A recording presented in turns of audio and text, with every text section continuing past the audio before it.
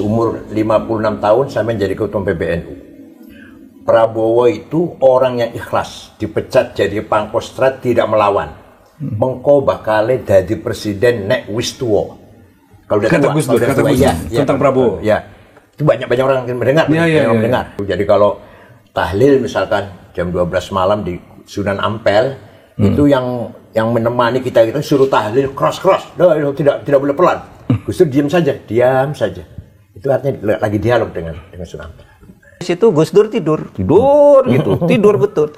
Ini agak tersinggung si Ahmad Tirto ini mau diteruskan enggak, kita enggak dengerin. Demikian Bapak Presiden, baik katanya. Lalu ditanggapi satu persatu loh. Runtut itu seperti yang disampaikan oleh itu. Saya mau lanjut lagi ya, dengan tentang Gus Dur dan politik Kiai. Dari bacaan kita nih, ada banyak peran yang cerita di mana Gus Dur membawa Kiai Said dan Pak Mahfud itu sebagai dua tokoh Nahdien ke dalam pusaran perjuangan di NU, dan makin besar perannya di pemerintahan Indonesia. Ya, apa yang Pak Mahfud lihat dari titik itu, seperti apa Gus Dur membawa Anda berdua, Pak Mahfud dan Kiai Said ini sebagai tokoh yang di mata Gus Dur ini, jadi pernah ada cerita yang kita baca bahwa Gus Dur itu pernah mengatakan bahwa Pak Said ini nanti akan jadi ketua PBNU umur berapa? 56 kalau nggak salah kan? Jauh sebelumnya Pak Gus Dur mengatakan. Juga pernah mengatakan kepada sahabatnya Muslim Abdul Rahman, Mahfud MD itu nanti suatu saat akan dibutuhkan oleh negara. Dan terbukti jadi ketua MK, jadi menteri, jadi anggota DPR. Tolong diceritakan sedikit Pak tentang itu. Ya begitu. Saya melihat ya Gus Dur itu begini, sesudah reformasi itu Gus Dur tuh mencetak lagi kader-kader NU untuk tampil di etalase politik dan pemerintahan di tingkat nasional. Luar biasa. Lalu munculnya tokoh-tokoh yang di era reformasi itu kan dulu tidak diduga-duga juga. Misalnya saya tiba-tiba diangkat jadi menteri kan. Betul. Menteri Pertahanan lagi. Banyak ketika orang tidak mengenal Mahfud itu siapa? Mahfud itu siapa? Ibu Mega tanya itu, Ibu Mega. Sopo Mahfud itu. Jangan-jangan dipecat lagi oleh Gus Dur gitu. Sehingga sahabatnya Gus Dur tuh Muslim Abdul Rahman, Gus, iku sopo? Pak Muslim menanyakan. Ya Muslim Abdul Rahman sopo? Lim katanya. Ini nanti orang ini akan dibutuhkan oleh negara. Kamu lihat aja katanya. Waktu itu ada tulisan Muslim Abdul Rahman ketika membuat endorsement sebuah buku. Waktu Gus Dur baru wafat itu, lalu bercerita di situ dia di situ. Itu ini dibutuhkan nanti katanya orang seperti ini gitu. Itu Gus Dur, maka muncul kan tokoh-tokoh yang dari itu. Dari NU itulah, yang NU itu sebelum reformasi, sebelum Gus Dur tampil gitu kan, kadang-kala NU itu dianggap dipandang sebelah mata aja kan. Dulu kalau di kampus-kampus gitu nggak berani loh ngaku NU, nggak berani. Ada masa itu Pak dulu. Ada masa itu. Begitu reformasi Gus Dur jadi presiden, ternyata profesor-profesor di berbagai kampus tuh hampir semuanya NU.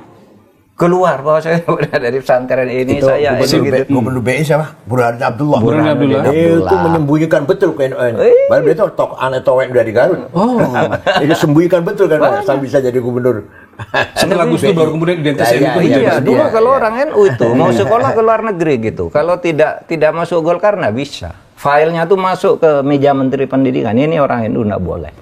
Harus Golkar dulu. Dan titik perubahan orang tentang NU memananya setelah Gus Dur menjadi. Gus Dur tuh membawa NU ke ke percaturan yang proporsional sesuai dengan perjuangan NU yang dulu mati-matian memperjuangkan kemerdekaan sampai mengeluarkan resolusi jihad di saat-saat kritis itu. Resolusi jihad itu.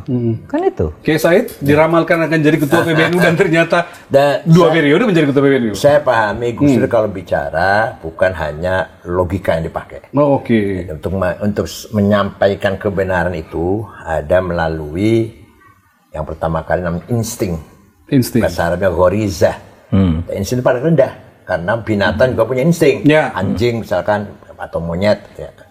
Yang kedua lebih tinggi dari insting ada feeling, feeling bahasa Arabnya atifah, kecerdasan rasa yang sangat tajam. Tapi feeling itu masih kurang kuat, kurang tajam. Kenapa? Karena dibarengi dengan keinginan. Ingin saya hari ini nggak hujan, Pak. Saya feel saya nggak hujan nih, Pak. Karena ingin saya nggak hujan. Kecampuran kepentingan masih. Yang ketiga firasah. Firasat itu ada hadisnya, ittaqu an firasatil mu'min. Hati-hati dengan firasat orang mukmin. Oh, ada itu ya. Orang mukmin itu kalau punya firasat banyak benarnya lah kira-kira. Firasat masih rendah, yang paling tinggi adalah intuisi, kasyaf. Kasyaf. Yaitu direct illumination. Nur mubashir, cahaya langsung dari Allah. Maka ketika beliau ngomong itu bukan dari siapa-siapa, langsung dari Allah. Contoh, ketika seminar di Gedung Pustaka Nasional, waktu itu judulnya mengenang jasa Jenderal TB Simatupang. Narasumbernya 4, 2 muslim, 2 non muslim. Yang non muslim Yakub Utama dengan Romo Muji Sutrisno. Yang muslim Pak Rudini dengan Gus Dur. Gus Dur datang, nggak mau naik ke atas, duduk di bawah dulu. Ya, biar orang 3 dulu lah. Tidur, nyenyak, berkeringat. Begitu beliau dipersilahkan, saya bangunkan. Gus, panjenengan Gus. Saya tuntun, walaupun masih melihat, ini jauh sebelum masih jadi ketua PBNU lah. Naik ke atas, itu omongannya 3 orang, dikomentari semua. Orang pun tepuk tangan. Tadi orang sudah tahu Gus Dur nyenyak tidur, tapi perkataannya Yakub Utama, Pak Rudini kayak menyimak dengan baik gitu. Dalam tidurnya menyimak dengan baik. Itu namanya kasyaf, intuisi. Tidak pernah salah kalau intuisi. Ya banyak, itu contohnya. Ya banyak. Ketika saya mengatakan tentang saya umur 56 tahun saya menjadi ketua PBNU. Prabowo itu orang yang ikhlas, dipecat jadi Pangkostrat, tidak melawan. Mengko bakal jadi presiden nek wis tuwa. Kalau kata Gus Dur tentang Prabowo. Ya. Itu banyak orang yang mendengar. Mendengar. Ada Agus Miftah, ada Saifullah Yusuf, Muhaimin, semua dengar. Banyak kisah tentang itu ya. Banyak kisah tentang yang aneh-aneh itu banyak kisah. Tentang Wali Songo, tentang apa itu. Jadi kalau tahlil misalkan jam 12 malam di Sunan Ampel, itu yang menemani kita itu suruh tahlil keras-keras. Tidak boleh pelan. Gus Dur diam saja. Itu artinya lagi dialog dengan Sunan Ampel. Nanti setelah tadi ada omongan Gus Dur yang menyatakan apa gitu, luar biasa. Dulu waktu waktu saya Menhan kan dampingi beliau, menerima 12 orang pimpinan Dewan Pertimbangan Agung, dipimpin oleh Ahmad Tirto Sudiro. Diterima oleh Gus Dur jam 8 begitu, duduk. Mulai silakan menyampaikan. Habis itu Gus Dur tidur gitu, tidur betul. Ini agak tersinggung si Ahmad Tirto Sudiro. Ini mau diteruskan enggak? Kita enggak dengerin. Serius gak ini kata dia gitu ya? Terus akhirnya demikian Bapak Presiden. Baik katanya. Lalu ditanggapi satu persatu loh. Runtut itu seperti yang disampaikan oleh itu. Ini datanya. Sehingga ketika keluar dari istana itu kan itu Ahmad Tirto Sudiro yang tadinya agak marah itu dia sampaikan ke wartawan. Wah katanya Gus Dur tidur tapi dengar semua tapi dia ngorok gitu katanya. Kata si Ahmad Tirto Sudiro. Nah, itu juga satu yang satu yang menjadi sangat fakta tapi aneh tapi terjadi gitu, disaksikan banyak orang. Nah itulah yang paling banyak orang terheran-heran lagi ketika Muktamar Cipasung dengan begituannya lah ya, beliau mengatakan ini adalah naga hijau, sebentar lagi akan ada naga merah dan nanti akan naga kuning. Itu orang bertanya apa artinya? Ternyata betul. Setelah Cipasung, Muktamar, kemudian PDI, yaitu naga merah. Setelah PDI, Cina, yaitu tahun berapa? Tahun 98 ya? Iya, 98. Itu masih semua tahu lah. Luar biasa. Kita beranjak ya, Pak Yai? Iya. Menurut bacaan kami, Pak Mahfud dan Pak Kiai Said ini, titik temunya itu di Gus Dur, gitu ya. Dua-duanya orang yang lahir dari upaya perjuangan Gus Dur di NU maupun di Indonesia. Nah, menurut Pak Yai, sebelum ke Pak Mahfud, apa yang paling terasa yang didapatkan pengaruh Gus Dur terhadap pemikiran dan sikap-sikap Kiai Said selama ini? Sebelum menjawabnya langsung peran Gus Dur, jadi dulu Islam dimulai dari pantai utara. Sampai berdirilah kerajaan pertama Islam Demak. Di situ dikatakan santri, yang orang yang ikut Demak dicap menjadi santri, namanya menjadi nama Arab. Malah tahun Hijriah Demak itu. Nah, tidak lama Raja Fatah meninggal dunia, Adipati Yunus melawan Portugis gugur di laut, Sultan Trenggono, kemudian Joko Tingkir dirayu oleh iparnya tunggal menantu ya, sama-sama menantunya Sultan Trenggono, yaitu Sutowijoyo. Kalau Joko Tingkir Hadiwijoyo. Untuk menyelamatkan kerajaan Islam, kita pindahkan ke selatan, menjauhi pantai, menjauhi laut, yaitu Pajang sekarang Sukoharjo. Oh, Pajang. Ya, Sukoharjo. Sukoharjo ya. Baru pindah, ternyata ada agenda yang lebih dalam daripada sekedar pindah kerajaan. Ternyata Joko Tingkir dikudeta, Joko Tingkir lari ke Gunung Dieng, berguru pada seorang Syekh Abdullah Qutbuddin, Syekh Tarekat Al-Qadiriyah, Nah, ternyata Sutowijoyo punya agenda besar, menjawakan Islam. Kalau Demak kan menislamkan Jawa. Maka begitu pindah ke Pajang, tahun berubah menjadi tahun apa? Soko. Tahun Soko. Tahun Saka ya, tahun Soko ya. Nama-nama juga tidak perlu nama Abdullah, tidak perlu, sudah tetap nama-nama Jawa. Tetap tahun Soko ya. Sampai kira-kira dikasih aja ya, Panembahan Senopati mendirikan Kerajaan Mataram Jogja. Di situ terjadi ketegangan. Apalagi Amangkurat pertama dalam sejarah kan pernah membantai kiai dan santri kurang lebih 6.000 di alun-alun itu. Terjadi ketegangan antara santri dan non-santri. Nah, sosok seperti Gus Dur lah yang bisa minimal merekatkan antara kelompok santri dan kelompok yang non-santri itu. Bahkan Gus Dur mengatakan itu salah. Itu kan yang membagi abangan dasar siapa namanya? Clifford Gap. Ya, betul. Ya, Clifford Gap. Jadi Islam di Jawa itu ada santri, ada non-santri. Kalau Gus Dur enggak, semuanya Islam. Dari Abdul Wahid, Khalis Majid, Amir Rais sampai Permadi itu katanya Islam semua kata Gus Dur. Apa itu artinya? Gus Dur punya gagasan, ingin Islam di Nusantara punya tipologi sendiri. Tidak seperti di Timur Tengah atau Islam Arab yang mudah sekali mengadu domba, mengadu antara Islam dan budaya, teologi dan budaya. Ini pemikiran Gus Dur. Iya. Saya pahamnya itu. Gus Dur yang menjadi penengah, jadi perekat pertemuan antara santri dan yang non santri tadi. Oleh Gus Dur semuanya sama, Islam semuanya lah. Nah, maka Gus Dur sering punya teologi membumikan Islam. Nah, saya tahun 2015 punya ide Islam Nusantara. Islam Nusantara adalah Islam yang dibangun di atas budaya. Budayanya lestari, Islamnya jadi kuat. Itu luar biasa itu. Luar biasa. Dan itu juga terrefleksi dari gagasan Gus Dur yang jauh sebelumnya gitu ya. Iya, saya terpengaruh. Jelas pengaruhnya. Gus Dur mengatakan membumikan Islam. Kalau saya Islam Nusantara. Ternyata beberapa hal yang sangat-sangat positif kita miliki Nusantara ini yang tidak dimiliki oleh orang-orang Timur Tengah. Sehingga di kita ini seorang ulama seperti Hasyim Asy'ari, ya ulama, ya pahlawan nasional. Begitu pula kiai yang lain ya, atau Kiai Wahid Hasyim atau Idam Khalid. Sedangkan di Timur Tengah yang ulama saja hanya bicara Islam, yang nasionalis saja. Jamal Nasir, Hafidh Hasan, Saddam Hussein. Di sini kita Hasyim Asy'ari, ya ulama, ya nasionalis. Ya sekaligus jadi nasionalis.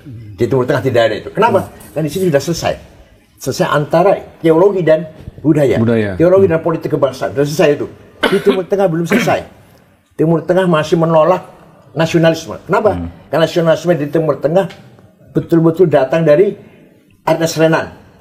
Kemudian dipahami oleh Michel Aflaq. Membentuk partai Ba'ath.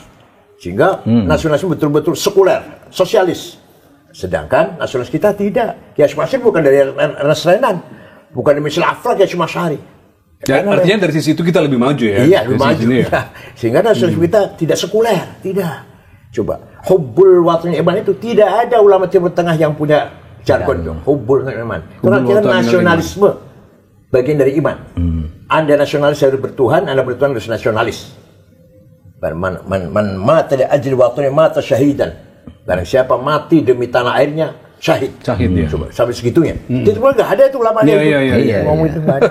Sehingga di Timur Tengah sampai sekarang belum selesai urusan itu. Antara semangat nasionalis dan semangat ghirah diniyah, semangat perjuangan agama itu pemahaman saya itu dipahami dari Gus Dur ketika ingin menyatukan antara santri dan yang bukan santri, melanjutkan gagasan Hasyim Asy'ari dan seterusnya. Pak Mahfud? Ya sama. Jadi 2 pekan lalu saya menulis menulis sebuah pengantar untuk pidato pengukuhan besar Profesor Sofiullah di UIN Sunan Kalijaga tentang tafsir Mu'asyiroh, mempertemukan filsafat Islam dan fikih gitu. Nah, saya memberi judul begini, kita ini kalau di Indonesia harus mengindonesiakan Islam, bukan mengislamkan Indonesia. Meskipun substansinya hampir sama, tetapi pesannya beda. Kalau mengindonesiakan Islam itu artinya membawa Islam ke relung-relung budaya bangsa. Sehingga Islam itu cocok dengan budaya seperti yang didalilkan di dalam kaidah-kaidah kita bahwa ya hukum itu bisa berubah kalau budayanya lain, kalau waktunya lain, tempatnya lain gitu ya. Al-adatu muhakkamah. Al-adatu muhakkamah bisa berubah kan? Sesuai kebutuhan budaya dan lebih damai seperti yang dilakukan oleh Gus Dur, membumikan Islam, mengindonesiakan Islam, nusantarakan Islam gitu kan. Islam Nusantara itu kan budaya dan tidak ada tafsir tunggal ya tentang dalil agama, dalil yang sama, qot'inya sama, itu tafsirannya di dalam bentuk hukum berbeda dari waktu ke waktu. Oleh sebab itu misalnya kamu jangan makan riba, itu kan dalilnya sama. Tapi cara menurunkan hukum riba itu berbeda-beda. NU menganggap begini, Muhammadiyah begini, di sana bank konvensional haram, di sini halal dan sebagainya. Padahal dalilnya sama. Nah itulah sebabnya kebutuhan budaya itu, ya kebutuhan budaya sejauh tidak melanggar prinsip-prinsip, menurut saya ya bagus. Makanya Islam di Indonesia ini damai. Cuma itu saja sering dipolitisir seperti itu. Lalu tapi unsur-unsur Arab radikal seperti dikatakan Kiai Said yang membedakan nasionalisme dengan teologi. Iya, itu kan di sini masih sedikit-sedikit ada. Oleh sebab itu ada misalnya terorisme dan sebagainya yang punya pandangan harus begini gitu ya. Seperti dulu terjemahan lain, implementasi lain dari saya yang Ikhwanul Muslimin itu Kutub ya, Kutub ya. Yang kemudian sangat radikal itu yang kemudian banyak juga terimpor ke sini, tapi secara umum itu sudah bisa diatasi. Cuma kita harus hati-hati. Kita negara udah punya BNPT dan sebagainya ya, kemudian lembaga-lembaga yang menyiapkan pesantren sudah diajari tentang hidup berkebangsaan, yang pluralis. Yang menariknya, di pesan itu ngaji fikih. Ketika kita baca kitab fikih, ya kisos, potong tangan, ada itu di pesantren. Ya rajam, ya potong tangan. Tapi Kiai tidak pernah mendakwahkan itu. Ayah saya sendiri penceramah. Sebagai ilmu didapatkan. Iya. Tetapi sebagai implementasi tidak didakwahkan ke sana. Iya. Ayah saya itu kalau dakwah, ini contoh ayah saya sendiri kalau dakwah. Ayah saya itu Rois Syuriah cabang. Kalau dakwah, ayo puasa. Masih belum kuat. Ya, asal dari puasanya lah. Sebulan itu ada puasanya, jangan berat banget. Jangan kosong sekali gitu. Iya, ayo sholat. Begitu ya? Ayo sholat.